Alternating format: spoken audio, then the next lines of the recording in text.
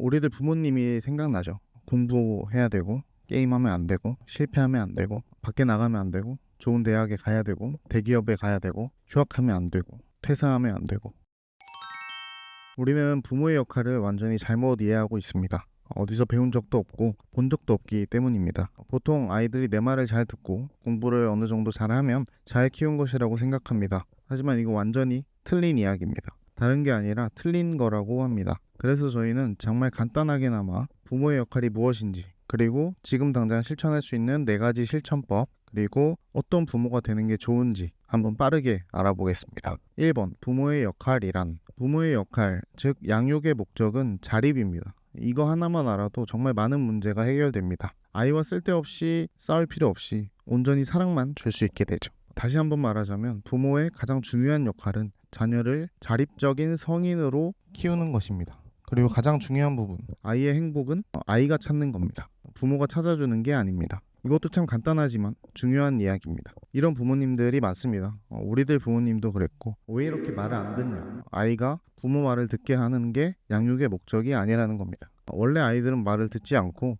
그리고 사람은 원래 다른 말을 들을 필요가 없다고 합니다. 그러면 어떻게 생각해야 하냐면, 아이가 좋은 선택을 하도록 도와준다, 이렇게 생각해야 한다고 합니다. 2번, 쉽고 구체적인 4가지 스킬들. 1번, 3할 타자 스킬. 타자들은 3할만 쳐도 잘하는 타자죠. 아이들도 마찬가지입니다. 10번 시도해서 2~3번만 해도 잘하는 겁니다. 어릴수록 많이 시도하고 넘어지고 실패하고 이런 경험들을 통해 스스로 배우게 됩니다. 그냥 정답을 들이대서 한 번 시도해서 한 번만에 잘하는, 그거는 아이가 아닙니다. 그거는 그냥 인형입니다. 우리들 부모님이 생각나죠. 공부해야 되고 게임하면 안 되고 실패하면 안 되고 밖에 나가면 안 되고 좋은 대학에 가야 되고 대기업에 가야 되고 휴학하면 안 되고 퇴사하면 안 되고. 그러면 이렇게 반문합니다. 아이가 잘못된 길을 가는데 그냥 두냐고. 근데 이제 잘못된 길이 뭔지 아닌지 그건 부모님들이 정하시는 게 아니고, 그리고 아이 때부터, 청소년기 때부터 아이가 직접 스스로 본인의 선택을 하게 해주고 3할만 성공하는 시도들을 하게 해주면서 본인의 관점을 기르고 스스로의 인생관을 기르는 게 더 중요하다고 합니다. 그래서 이제 아이는 타자라고 생각을 하고 3할만 쳐도 잘한다, 이렇게 생각을 해야 될 것 같습니다. 2번, 하숙생요법. 아이가 청소년이 되면 자녀는 독립적인 개체로 존중을 받아야 됩니다. 하숙생처럼 대해야 된다는 거죠. 늦게 들어오니까 통금 한다거나 공부 안 하고 게임하니까 문 열어놓고 공부를 해야 된다거나 이게 아니라는 거죠. 그래서 게임 좀 하는 게 어떻냐는 겁니다. 원래 아이들은 게임을 좋아합니다. 30~40대에서도 하루 종일 게임하는 것보다 지금 조금 게임하는 게 사실 좀 낫습니다. 그래서 아이가 게임을 너무 많이 좋아한다고 지금 통제하면 안 됩니다. 하숙생한테 그러진 않잖아요.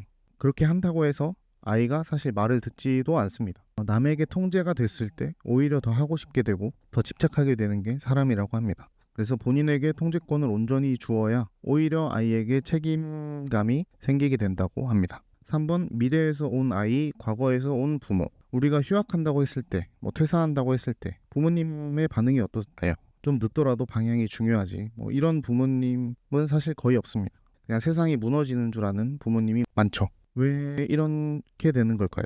부모는 사실 과거에서 왔습니다. 조선시대 사람이 크롭티를 봤다고 생각하시면 됩니다. 반대로 아이는 미래에서 온 아이들입니다. 우리가 조선시대 사람들인데 아이가 서울에 KTX를 타고 간다고 하면 이상하게 들립니다.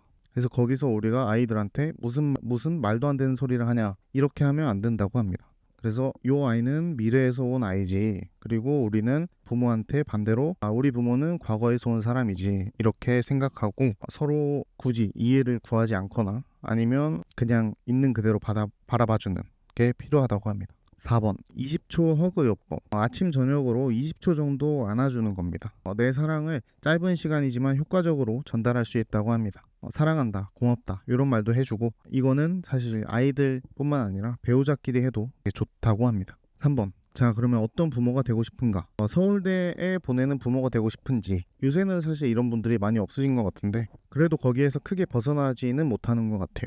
그래도 공부는 잘해야지, 그리고 그래도 게임은 안 해야지, 이런 생각을 많이 하시는 것 같고, 우리도 좋은 부모가 뭔지 보고 배운 적이 없기 때문에 그런 것 같습니다. 어떤 부모가 되고 싶냐는 생각을 했을 때 엄마가 저 나이에도 계속 보고 배우고 노력하시는구나, 아빠가 자기의 부족함을 고치려고 이렇게 노력하시는구나, 아이가 이렇게 생각을 한다면 성공한 엄마 아빠가 아닐까, 이런 얘기가 있습니다. 그래서 정말 마음으로 존경받고 사랑받는 부모가 되는 겁니다. 제가 참고한 책은 진아영 선생님의 세상에서 가장 쉬운 본질 육아라는 책입니다. 그래서 여기서 이런 얘기가 또 나오는데, 자식은 잘 키우려고 낳는 게 아니라 사랑하려고 낳는 거다, 이런 얘기가 나옵니다. 안타깝게도 대부분의 부모님들은 이런 내용들을 배운 적이 없습니다. 배우려고 하지도 않고요. 우리의 부모님들도 그랬고, 그러면 우리는 우리 스스로한테 이런 걸 해줄 필요가 있습니다. 우리 스스로를 사말타자라고 생각을 하고 조금 더 기다려주고 믿어주고, 그리고 우리 자식들한테는 좀 더 지혜롭게 대해서 사랑받는 부모가 될 수 있겠죠. 그래서 우리 세대의 출산율이 낮은 것이 우리 부모님들의 양육 방식도 한몫했다는 그런 댓글도 본 것 같은데, 참으로 마음이 아픈 것 같습니다. 이렇게 상처받은 어른들이 참 많은 것 같은데요. 참 슬프지만 우리는 우리 자식들에게, 아니 우리 스스로에게 좋은 부모, 그리고 사랑받는 부모가 됐으면 좋겠습니다. 감사합니다.